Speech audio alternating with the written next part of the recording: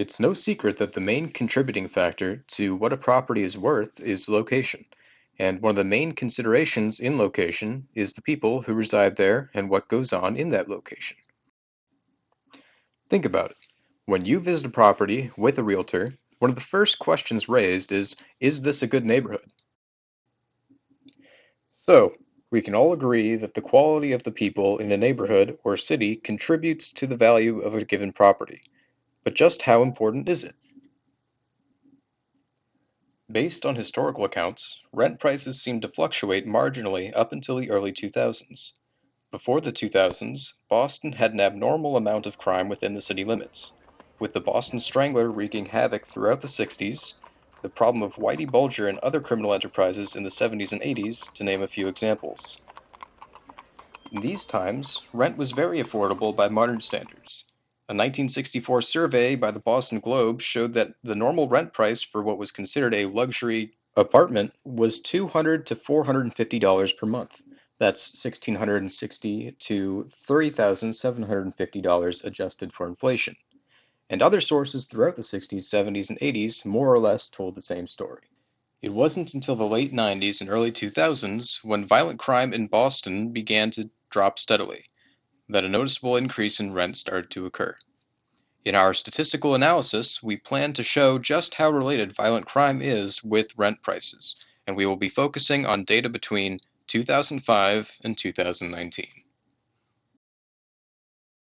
Is the cost of rent affected by crime? I think we already know that it is, and it's kind of proven that it is. We know that the first question we ask a realtor or someone who's selling a property is this a good neighborhood? Is this a good area to live in? What are the crime rates like? And that's why those statistics are on um, uh, that website you found. What was that called? It was, I'm pretty sure it was literally called neighborhood neighborhood scout .com, along with like Rent Cafe and Rent Hop. They all kind of talked about crime rate, like especially on Neighborhood Scout. There was you could pick any city you wanted, and we focused in on Boston since we live here. And you could zoom in and you could pick any like neighborhood, and they sectioned it off by, it would have a road, so you could pick like this section of Commonwealth Ave, or you could pick this section of downtown, or this section of Roxbury, whatever, and it would show you um, the crime rate. It would give you a little bit of stats. Some of it you had to pay for, but a lot of it would show you. And I think that just goes to show that when people are looking for somewhere to live, it had a bunch of different tabs. It had like real estate around that area, it had crime rate, it had schools, and like it would rate the schools on a scale.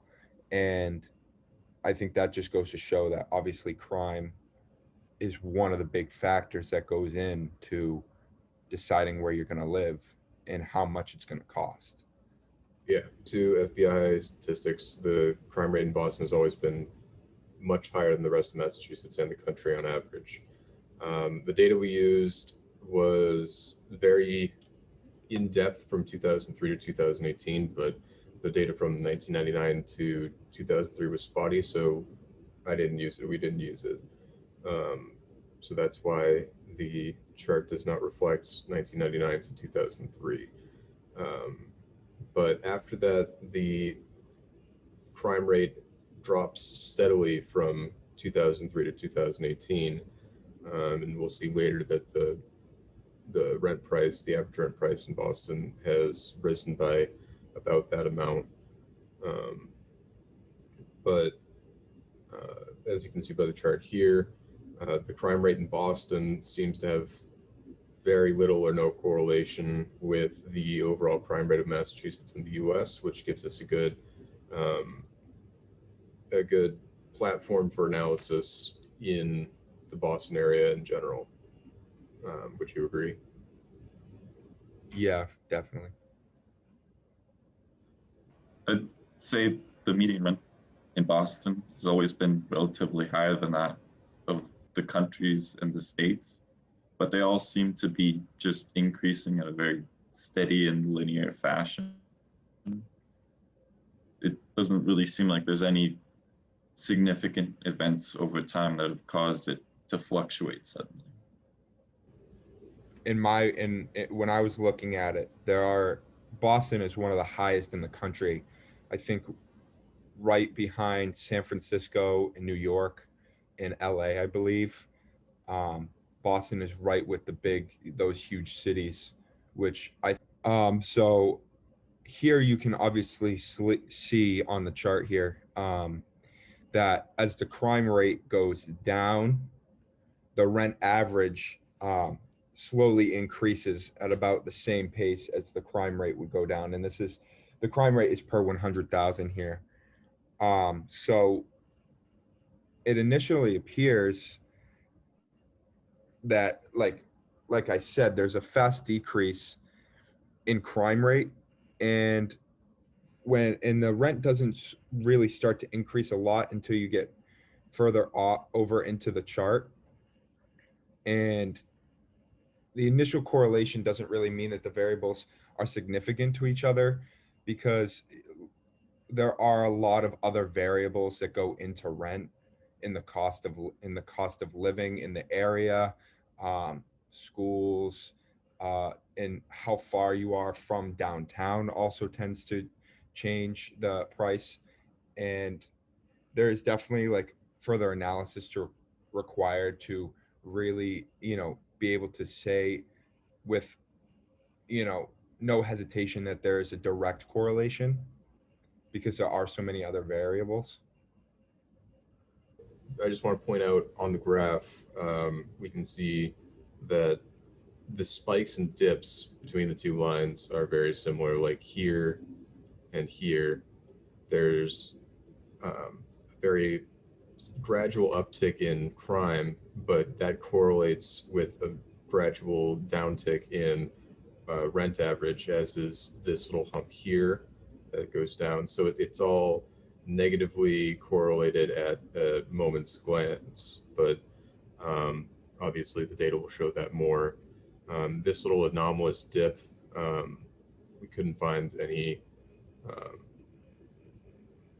evidence to back up what that exactly is, but all of these different dips and swells seem at first to indicate that there is a correlation. Just the regression analysis of that chart shows that the two variables are compatible, and they do have some correlation with each other, as was stated before, but statistically it doesn't show that the two are directly related, as far as it's the only variable that is in consideration when considering rent price.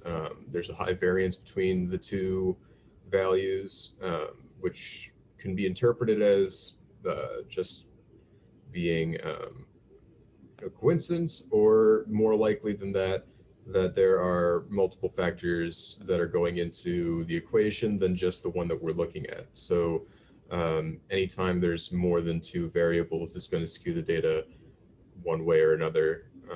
But the fact that there is some sort of correlation, judging by the low F significance and the low p-values, indicates that there is some sort of correlation.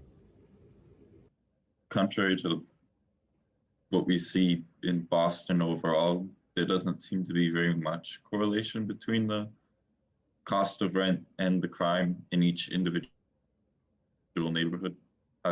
For example, if you look at Roxbury, for example, it seems to have a very average price of rent, but it's also one of the highest neighborhoods in terms of crime rate per 100,000. So that sort of just shows that there's no correlation. But there's other neighborhoods where initially you could say that there is some. For example, Back Bay has one of the lower crime rates and also one of the higher costs of rent. But it seems to be that for every example of correlation, there's an example that there is no correlation. So there's very mixed results when you look at the individual neighborhoods. I also just wanted to, This statistic is based off of crime rate in general, which is what you were saying. It includes all types of crime, white collar crime, all of those things. Yeah. We wanted to focus more on violent crime in general, and that is what the data is based off of here with the whole of Boston. This is all FBI crime statistics based on violent crime specifically. But there was very limited data to, there's very limited usable data showing specifically violent crime neighborhood to neighborhood. Also, this test, as we can see from the statistics, is, as Andrew said, not correlated, but that's also probably due to the fact that this is only over a period of time of 1 year.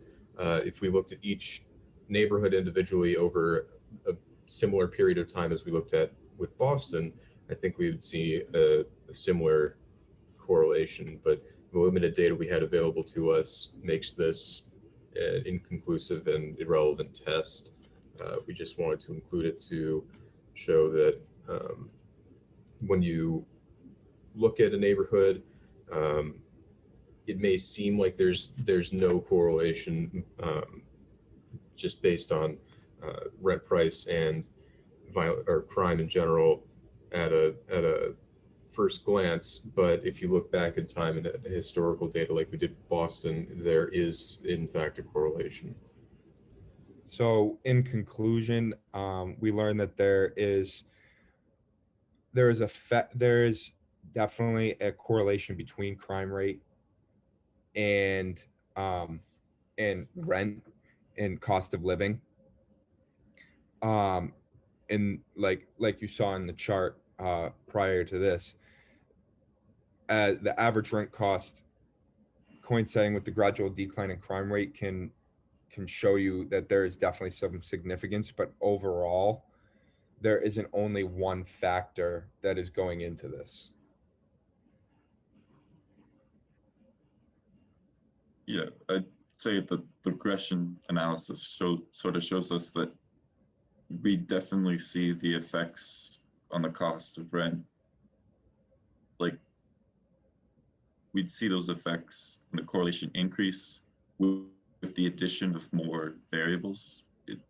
But with just one variable, that, you know, it can sort of seem like the effect is a lot weaker than it actually is, just because you're working with very limited numbers.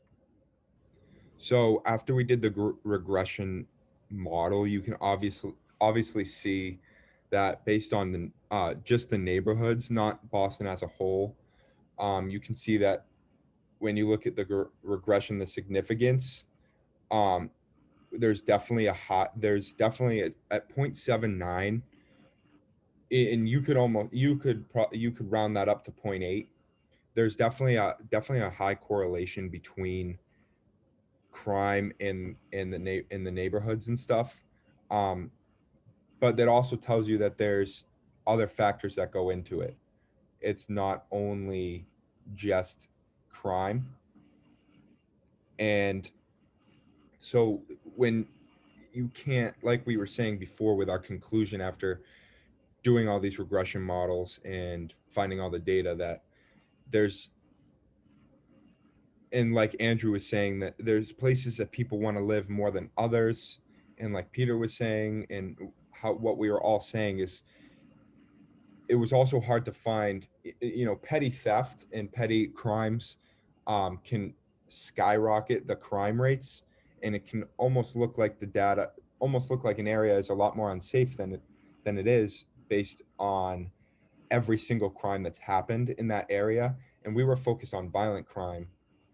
So with that, after we looked at this regression model, we knew that in conclusion, there's just so many other factors going into it, and that you can't strictly say that the neighborhood is unsafe or that the rent is going to be low because the neighborhood is unsafe. Yeah, so contrary to what we see with the neighborhoods, with the significance level, it's very low, which initially would sort of tell you that maybe the data isn't quite worth looking at. But I think it can be more attributed to the fact that when you're looking at the city as a whole, there's a lot of individual factors that can sort of go in to the cost of rent. And what we're looking at here is just one of those factors out of what could possibly be millions of factors. So I think that could be more the reason why the significance level is so low, rather than it having no significance. I think it mostly just means you're looking at a very, very small slice of the bigger picture.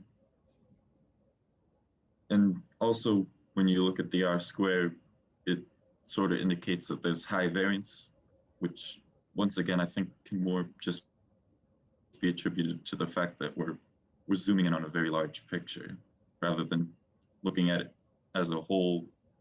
You're looking at one factor, but there's other pieces of data that indicate that there are signs of correlation, that these two factors indeed have, well, that the crime rate indeed has an effect on the cost of rent.